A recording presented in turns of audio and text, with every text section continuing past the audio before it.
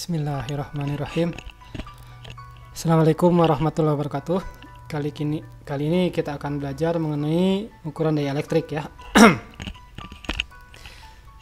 Oke, jadi tujuannya mengetahui dan memahami metode dan menghitung ukuran daya AC dan daya DC ya. Oke, kita mulai.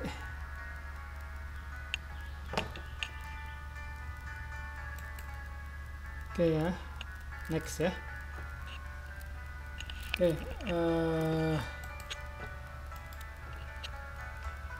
Oke, jadi ini pengukuran daya pada rangkaian DC. Lihat di sini, untuk mengukur daya pada rangkaian DC sangat simpel. Kita perlu voltmeter dan ampermeter ya. Kemudian nanti dikalikan V kali A gitu ya. V kali, tapi di sini arus yang mengalir atau tegangan yang terasa oleh beban ini harus dikurangi dengan VA, tapi ini kecil sekali ya. Jadi yang kedua, ini ditukar posisi ampermeternya. Tapi yang jelas hasilnya tinggal dikalikan saja A kali V atau I kali tegangan kali VL, itu adalah daya yang terukurnya. Jadi memang harus dikurangi dengan ini, kalau di sini nilai VA, di sini nilai IV, tapi ini diusahakan kecil sekali sehingga daya yang terukur bukan daya sebenarnya ya. Oke, sekarang kita bicara mengenai daya AC ya. Jadi yang diukurlah nilai efektifnya. Nilai efektif adalah nilai yang menghasilkan energi listrik ya. Jadi ini ada misalnya ini komponen tegangan, yang ini arus ya. Oke, ini P itu merupakan perkiraan arus dan tegangan. Ini tegangan maksimum, arus maksimum. Hasilnya diambil yang efektifnya, E kali I cos theta atau cos V ya. Jadi nilai efektif itu nilai yang dapat dirasakan seperti nilai DC ya. Jadi kalau pakai DC terasa panas dengan sebesar harga itu, maka di AC pun seperti itu. Nah ini kita lihat juga mengenai diagram Pasor pada AC ya. Jadi AC itu tergantung beban. Kalau bebannya resistif atau resistansi murni itu sepasa. Arus dan tegangan satu pasa. Kalau banyak induktif atau induktansi itu banyak arusnya terlambat, lagging sini. Ini V, ini lagging. Ini diagram Pasornya ya. Kalau arusnya bersifat resistif, kapasitif ya, maka arus mendahului jadi leading. Jadi arus itu lebih duluan munculnya, ini atas baru tegangan ya. Jadi arus yang lebih rendah, ini arus di lebih duluan tegangan. Kita sambung. Nah ini faktor daya. Jadi daya itu dalam segitiga daya dibagi 3 ya. Ada daya VA-nya, daya aparennya ya. Dan daya reaktifnya yang VAR ini. Dan daya aktifnya atau daya nyatanya, daya real, daya semunya kadang-kadang V kali A ya.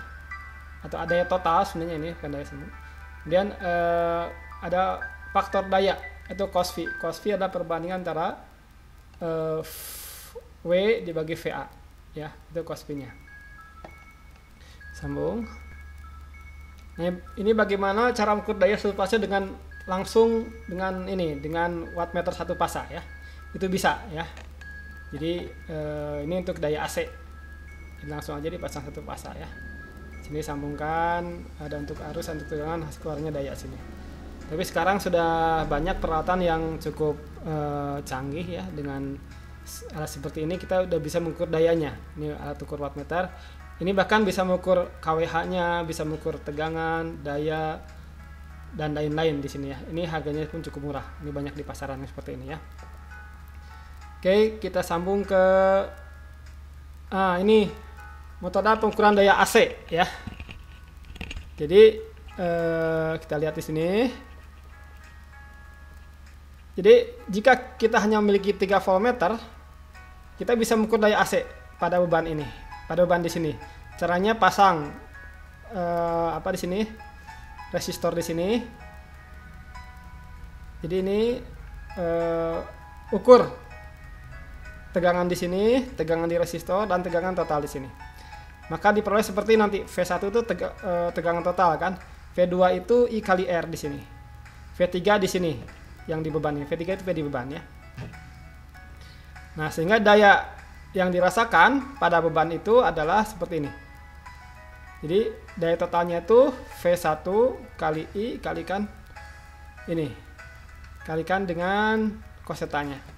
Tipe seperti ini, V1 kali P2 per R cos θ. Oke, diperoleh jadi ini. Kita masukkan nilai-nilainya, diperoleh seperti dari sini akhirnya dapat nilai ini ya. Jadi dayanya itu 1/2 kali R kali V2 V3 jadi V1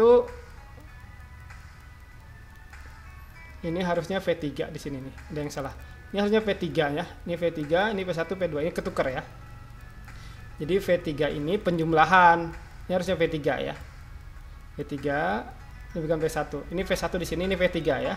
Jadi hasilnya seperti ini. Oke, ini kesalahan ya. Oke, sambung lagi.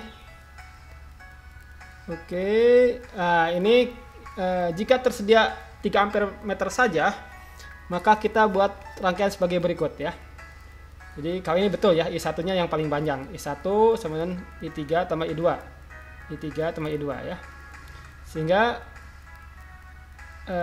ini harusnya I1 ya. I1 sama dengan I3 tambah I2 ya. Betul, karena I3 itu yang paling banyak, paling panjang ya. Ini salah, ini 3 ya.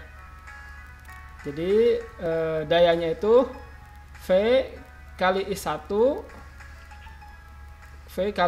cos θ. Nah ini, sehingga akhirnya jadi ini harusnya posisinya kalau begini, ini I3, ini I3, ini I1 ya, ini juga I3, ini ketukar. Jadi I3 itu harusnya di sebelah sini ya. Hasilnya bisa diperoleh seperti ini ya. Oke, tidak apa-apa, yang penting rumusnya hampir sama ya. Nah, sekarang bagaimana mengukur daya 3 pasa? Nah, untuk mengukur daya 3 pasa, kita bisa melakukan satu ini, wattmeter atau VA meter satu buah besar ya. Tapi bebannya beban 3 pasa nih. Tapi karena ini bebannya tinggi, arusnya juga tinggi, tegangnya tinggi, maka di sini pakai current transformer, diperkecil dengan trafo arus, ini pun diperkecil dengan trafo tegangan, sehingga nilai yang terukur ini kelihatan lebih kecil, tapi dikalibrasi lagi gitu ya, karena ini besar sekali nilainya ya. Dan metode lainnya adalah metode dengan 3 wattmeter. Kalau ini dengan 1 wattmeter, ini dengan 3 wattmeter ya. 3 wattmeter. Ini tegangan yang terukur tegangan tiap fasa nih.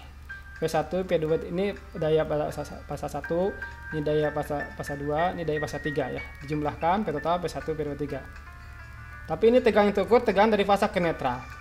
Nah, kalau ini dengan 2 meter saja sebenarnya cukup ya. Tapi ini arusnya arus saluran, tapi tegangannya antar fasa kalau ini ya. Misalkan yang sekarang antar fasa tegangannya ini 380, kalau ini tegangannya 220 ya. Tapi hasilnya akan sama nanti ya. Yang ini kadang disebut metode Aron ya. Metode Aron ini metode biasa ya. Sambung.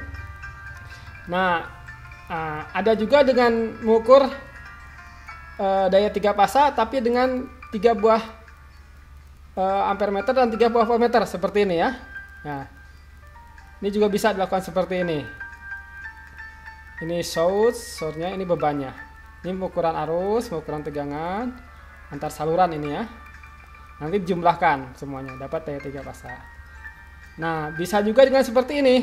Nah, jadi ini kalau di Jepang sebutnya teori Brondel ya, teori Brondel.